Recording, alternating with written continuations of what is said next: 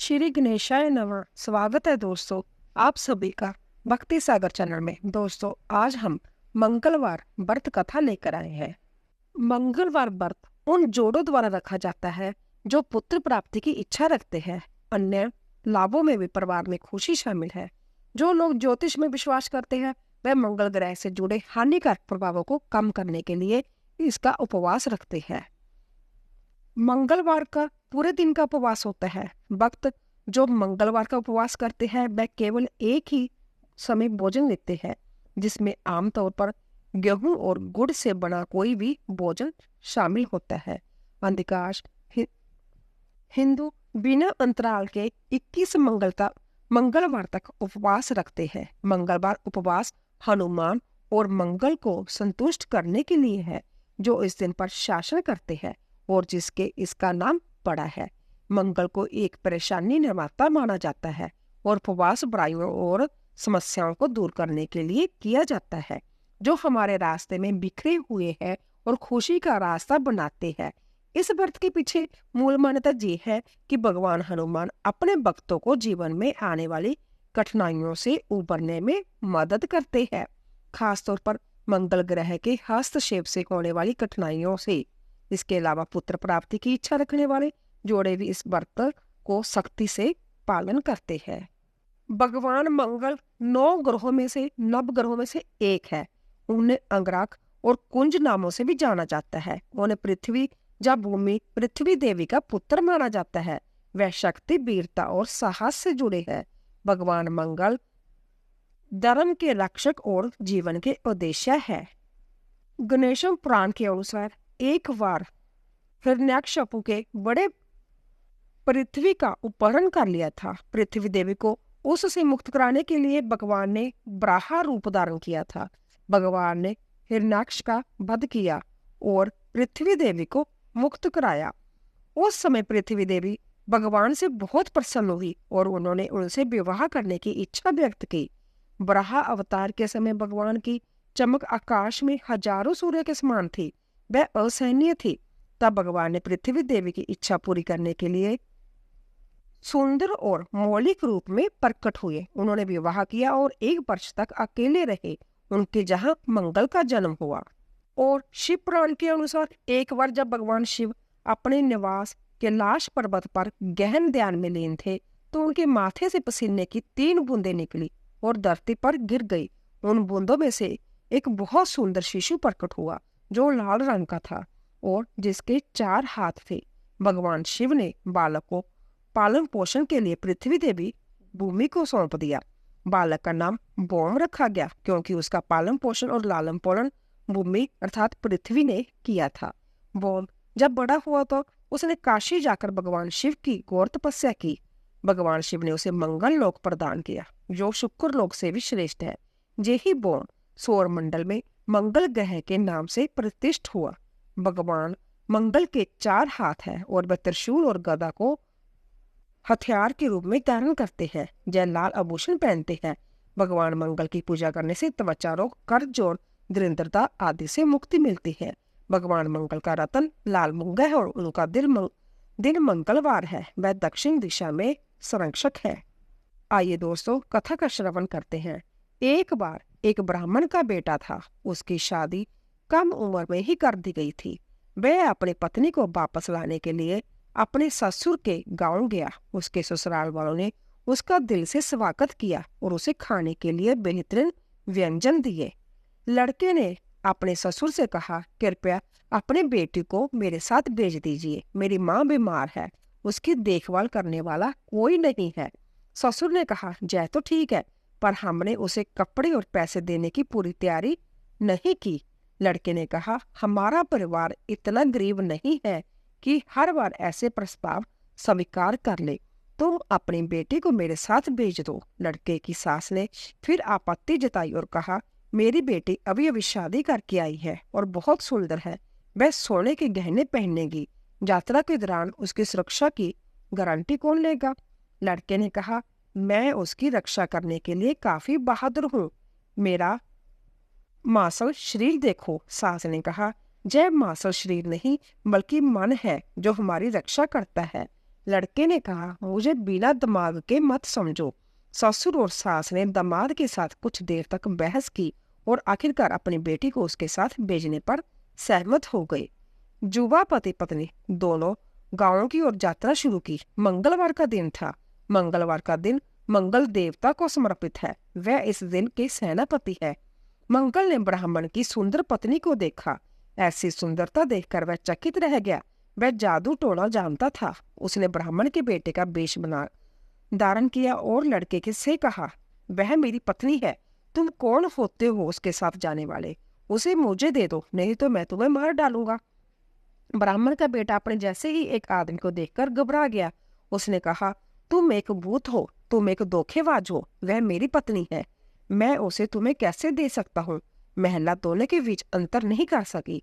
वह हैरान होकर वहीं खड़ी रही। कुछ ग्वालों ने उनके झगड़े को देखा। वह उनके पास गए और उनके झगड़े का कारण पूछा। ब्राह्मण के बेटे ने कहा कि वह मेरी पत्नी है, यह आदमी धोखेबाज है। वह झूठे वेश में मेरी पत्नी को ले जाना चाहता है। यह वह आदमी नहीं है जिसने इस महिला से विवाह किया है। मैं उसका असली पति हूँ। ब्राह्मण के बेटे की आड़ में मंगल ने कहा, वह मेरी पत्नी है और मैं उसका असली पति हूँ। ग्वाले उनके दावों से भ्रमित हो गई। एक ग्वाले ने महिला से पूछा। महिला ने कहा, मेरी शादी बहुत छोटी सी उम्र में हो गई थी। मैंने बहुत सालों के बाद पहली बार अपने पति को देखा है। मैं दोनों में अंतर नहीं कर सकती। मामला और भी पेचीदा हो गया। एक ग्वाले के मामले की गंभीरता को बांप लिया। वह देख सकता था कि उनमें से एक आत्मा है। वह जानता था कि एक ऐसी आत्माओं से कैसे निपटना है। उसने कहा, एक टोंटी वाला मिट्टी का बर्तन ले आओ। मैं इस महिला को उसके असली पति को सौंप दूंगा। उन्होंने एक कच्चा करवा या टोटी वाला बर्तन मंगवाया। ग्वाले ने कहा, यह महिला उस व्यक्ति की है जो इस बर्तन में इसकी टोटी से प्रवेश कर सके। ब्राह्मण पुत्र ने कहा, ये अन्याय है, मैं इस गड्ढे में प्रवेश नहीं कर सकता। ग्वाले ने कहा, तो तुम धोखेबाज हो, तुम्हें मेरे आदेश का पालन करना पड़ेगा। ब्राह्मण पुत्र चुप रहा। वह असहाय था। मंगल ने कहा, वह मेरी पत्नी है, मैं इस गड्ढे में इसकी टोटी में प्रवेश कर सकता हूँ। चतुर ग्वाले ने कहा, यदि तुम इस गड्ढे में प्रवेश करोगे तो वह तुम्हारी पत्नी हो जाएगी। मंगल एक आत्मा के रूप में था। वह अपने शरीर को किसी भी आकार में बदलने की कला जानता था। वह टोंटी के माध्यम से बर्तन में प्रवेश कर गया। चरवाहे ने टोंटी को एक तंग कारक से बंद कर दिया। मंगल बर्तन में कैद हो गया। वह इससे बाहर नहीं आ सकता था। उसका बच पाना असंभव बनाने के लिए चरवाहे ने जमीन में एक गहरा गड्ढा खोदा और उस मिट्टी के बर्तन को उसमें डाल दिया और गड्ढे को भर दिया। ब्राह्मण का बेटा खुश था। उसने चरवाहे को उसकी बुद्धिमत्ता और ज्ञान के लिए धन्यवाद किया। उसी दिन से जब मान्यता चली आ रही है कि मंगलवार के दिन किसी को भी जमीन नहीं खोदनी चाहिए, ताकि मंगल की शैतानी आत्मा हमेशा के लिए धरती के अंदर ही रहे। दोस्तों, दूसरी कथा के अनुसार मंगलवार का दिन लोरा हनुमान को समर्पित है। भक्त दोपहर में अपना व्रत खोलने से पहले इस कथा को सुनते हैं। पहलवान इस दिन अपने शरीर को मालिश नहीं करते ताकि बाल न जड़े। कुछ पहलवान मंगलवार को आराम का दिन मानते हैं। एक बार एक बुढ़िया थी। वह मंगलवार का व्रत रखती थी। उसे हर तरह की समृद्धि प्राप्त थी। उसकी बहू उसे हर मंगलवार को 4 रोटियां देती थी। वह हनुमान मंदिर में जाती और वहां 2 रोटियां चढ़ाती। बाकी 2 रोटियां वह खुद खा लेती थी और संतुष्ट हो जाती थी। एक बार बहू ने अपने बच्चों से कहा कि वह अपनी दादी के पीछे पीछे चले और उनकी गतिविधियों पर नजर रखे। उसके पोतों ने कहा कि उनकी दादी ने भगवान हनुमान को 2 रोटियां चढ़ाई है और बाकी 2 रोटियों से अपना व्रत तोड़ा है। उन्होंने इस बात की जानकारी अपनी माँ को दी। उनकी माँ ने सोचा कि बुढ़िया 2 रोटियां बर्बाद कर रही है और इसीलिए उसने 2 रोटियां ही पकाने का फैसला किया। अगले मंगलवार को बहू ने उसे सिर्फ 2 रोटियां ही दी। बुढ़िया हनुमान मंदिर गई और 1 रोटी हनुमान को अर्पित की और बची हुई रोटी से अपना व्रत तोड़ा। उसके पोतों ने उसे देखा और अपनी माँ को बताया। उनकी माँ ने सोचा कि बुढ़िया 1 रोटी बर्बाद कर देती है और उसने उसे सिर्फ 1 रोटी देने का फैसला किया। बुढ़िया ने आने वाले मंगलवार को 1 रोटी ली और हनुमान मंदिर गई। उसने आधी रोटी भगवान हनुमान को चढ़ाई और बाकी आधी रोटी से अपना व्रत तोड़ा। उसके पोते ने जय देखा और फिर से अपनी माँ को बताया। उनकी माँ ने सोचा कि बुढ़िया अपने परिवार के खर्च पर अपना खाना बर्बाद कर रही है। उसने मंगलवार को उसे कोई रोटी न देने का फैसला किया। बूढ़ी औरत खाली हाथ हनुमान मंदिर गई। उसके पास चढ़ाने के लिए अब कुछ भी नहीं था। भगवान हनुमान एक छोटे लड़के के रूप में उसके सामने प्रकट हुए और कहा, हे बूढ़ी माँ, तुम्हें क्या तकलीफ है? बूढ़ी औरत ने पूरी कहानी छोटे लड़के को सुनाई। छोटे लड़के ने कहा, तुम इस मंदिर के पीछे अपनी एक झोंपड़ी क्यों नहीं बना लेती? मुझे अपना बेटा समझो, मैं तुम्हारे लिए भोजन की व्यवस्था करूंगा। ऐसे परिवार के साथ रहने का क्या फायदा जो अपने बुजुर्गों की परवाह नहीं करता। बुढ़िया सहमत हो गई और झोंपड़ी में रहने लगी। हर रोज छोटा लड़का उसके लिए एक मग भर दूध और एक लोटा चीनी और मक्खन चूरमा मिलाकर लाता था। अब उसका जीवन बहुत सुखी और शांतिपूर्वक था। बुढ़िया की बहू दिन व दिन गरीब होती जा रही थी। गरीबी के कारण घर में अनचाहे झगड़े होने लगे। उनके पास खाने के लिए अब बहुत कम था। एक दिन उसने अपने बच्चों से कहा, अपनी दादी के पास जाओ और देखो कि वे क्या करती है। बच्चे अपनी दादी के पास गए। बुढ़िया ने उनका स्वागत किया। उसने उनके साथ दूध और चूरमा बांटा और उनसे रोजाना उसके पास आने को कहा। बच्चे अपने घर वापस गए और अपनी माँ को पूरी बात बताई। उसे जज जानकर आश्चर्य हुआ कि बुढ़िया कमजोर होने की बजाय स्वस्थ और तंदुरुस्त थी।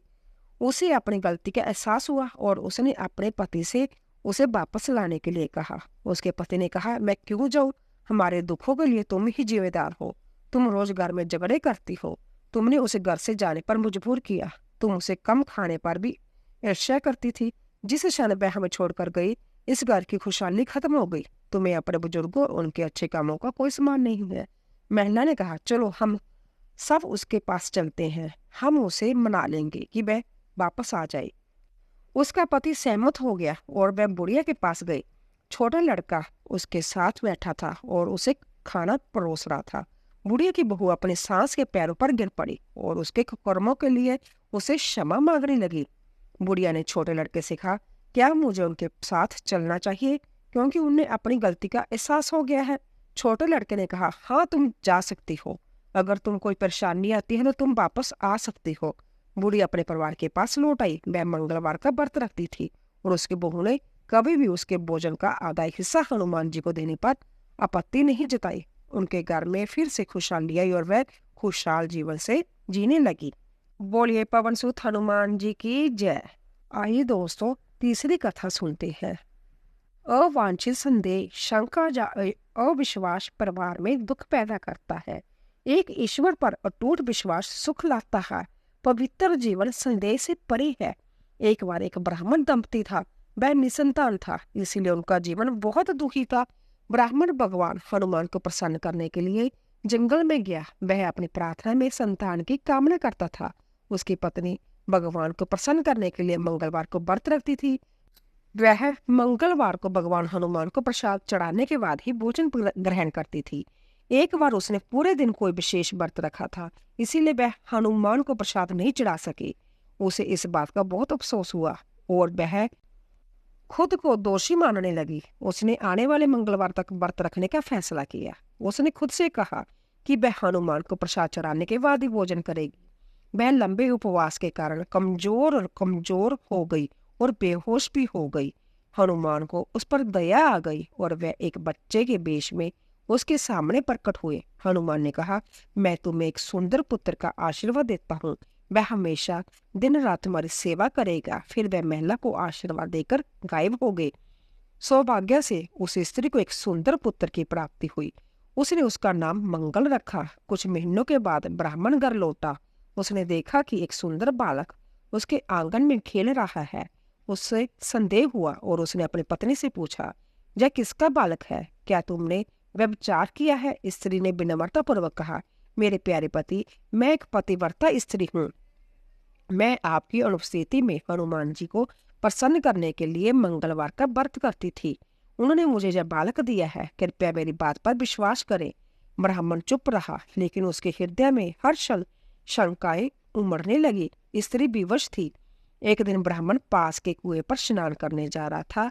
स्त्री ने उनसे कहा, कृपया मंगल को भी अपने साथ ले जाइए। वह काफी बड़ा हो गया है। वह आपके स्नान के लिए जल लाएगा। वह आपकी पीठ भी सहलाएगा। ब्राह्मण ने सहमति जताते हुए लड़के को अपने साथ ले लिया। उसने सोचा कि यह अच्छा मौका है कि उसे कुएं में धकेल दिया जाए और पापी बच्चे से हमेशा के लिए छुटकारा मिल जाए। जब लड़का पानी लाने जा रहा था तो ब्राह्मण ने लड़के को कुएं में धकेल दिया और घर लौट आया। महिला को ये देखकर बहुत आश्चर्य हुआ कि ब्राह्मण के कंधे पर गीली धोती नहीं थी। उसने पूछा, क्या तुमने स्नान कर लिया? ब्राह्मण ने कहा, हाँ। महिला ने कहा, कृपया मुझे अपनी गीली धोती दे दो ताकि मैं उसे दागे पर फैला सकूं। ब्राह्मण असमझ में पड़ गया। उसने ग्लानि हो रही थी। वह कुछ शब्द बुदबुदाया और घर से बाहर निकलने की कोशिश की। पत्नी ने कहा, मेरा मंगल कहाँ है? मेरा मंगल कहाँ है?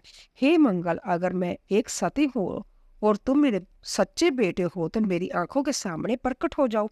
पत्नी और पति दोनों को बहुत आश्चर्य हुआ जब मंगल द्वार पर प्रकट हुआ। उसने अपनी माँ को गले लगाए और अपने पिता के पैर छुए। तभी भगवान हनुमान ने ब्राह्मण के सपने में आकर कहा, हे बेचारे प्राणी, मैंने तुम्हें पुत्र का वरदान दिया है और तुम अपनी पत्नी पर व्यभिचार का संदेह कर रहे हो। तुम्हें इसके लिए खेद होना चाहिए। ब्राह्मण को अपनी गलती का एहसास हुआ।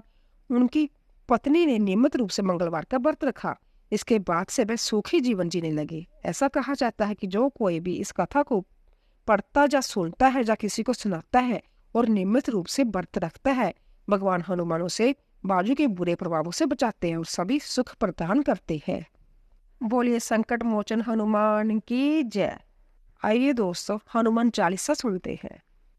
श्री गुरु चरण सरोज रज निज मन मकुर सुधार, बरनौ रघुवर बिमल जस जो दायक फल चार, बुद्धिहीन तन जाने के सिमरो पवन कुमार, बल बुद्धि विद्या दहु मोहे हरियो क्लेश विकार, सियावर राम जय जय राम। जय हनुमान ज्ञान गुण सागर, जय कपीसति हु लोक उजागर, राम दूते अतुलित बल धामा, अंजनी पुत्र पवन सुत नामा, महावीर विक्रम बजरंगी, कुमिति निवार सुमति के संगी, कंचन वरण विराज सवेसा, कानन कुंडल कुंचित केसा, हाथ वज्रो ध्वजा विराजे, कांधे मूंज जनेऊ साजे, शंकर सुवन केसरी नंदन, तेज प्रताप महाजगबंदन, विद्यावान गुण अति चातुर, राम काज करवे को आतुर, प्रभु चरित्र सुने को रसिया, राम लखन सीता मन बसिया, सूक्ष्म रूप धरि स्याही दिखावा, विकट रूप धरि लंक जरावा, भीम रूप धरि असुर सहारे,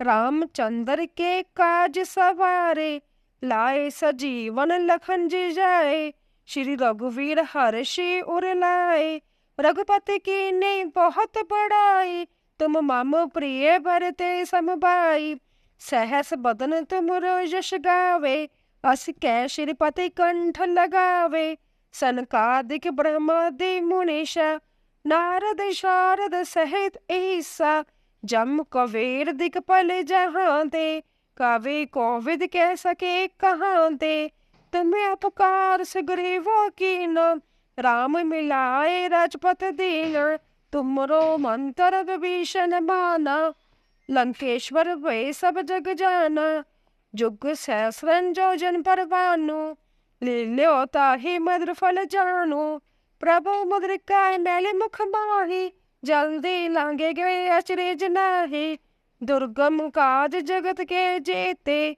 सुगम अनुग्रह तुमरे तेते, राम दुआरे तुम रखवारे, होत न आज्ञा बिन पैसारे, सब सुख ले तुम्हारी शरण, तुम रक्षक काहू को डरना, आपन तेज स्मारो आपे, तीनों लोक हाँकते कांपे, भूत पिशाच निकट नहीं आवे, महावीर जब नाम सुनावे, नाशे रोग हरे सब पीरा, जपत निरंतर हनुमंत बीरा, संकट ते हनुमान छुड़ावे, मन करम वचन ध्यान जो लावे, सब पर राम तपस्वी राजा, तिनके काज सकल तुम साजा, और मनोरथ जो कोई लावे, सोई अमित जीवन फल पावे, चारों जग प्रताप तुम्हारा, है प्रसिद्ध जग उजारा।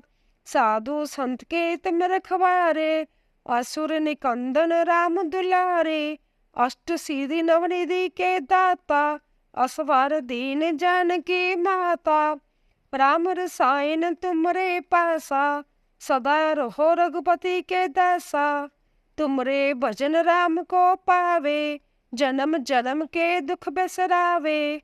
अंत काल रघुपुर जाई, जहाँ जन्म हरि भक्त कहाई। और देवता चितना धरिए, हनुमंत से ही सब सुख करिए। संकट कटे मिटे सब पीड़ा, जो सिमरे हनुमंत बलवीरा। जय जय जय हनुमान गोसाई, कृपा करो गुरुदेव की नाई। जो शतवार पाठ करे कोई, छूटे बंदी मां सुख होई। जो जय पढ़े हनुमान चालीसा, होए सीधी साखी गौरीसा। तुलसीदास सदा हरि चेरा, कीजिए नाथ हृदय में डेरा। पवन तनय संकट हरन, मंगल मूर्ति रूप।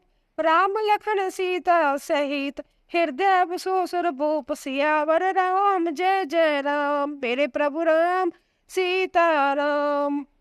बोलिए पवन सूत हनुमान की जय। तो दोस्तों, आशा करती हूँ कि आपको हमारी कथा अवश्य पसंद आई होगी। प्लीज जाने से पहले कमेंट बॉक्स में जय सिया राम अवश्य लिखिए। आप सभी का धन्यवाद।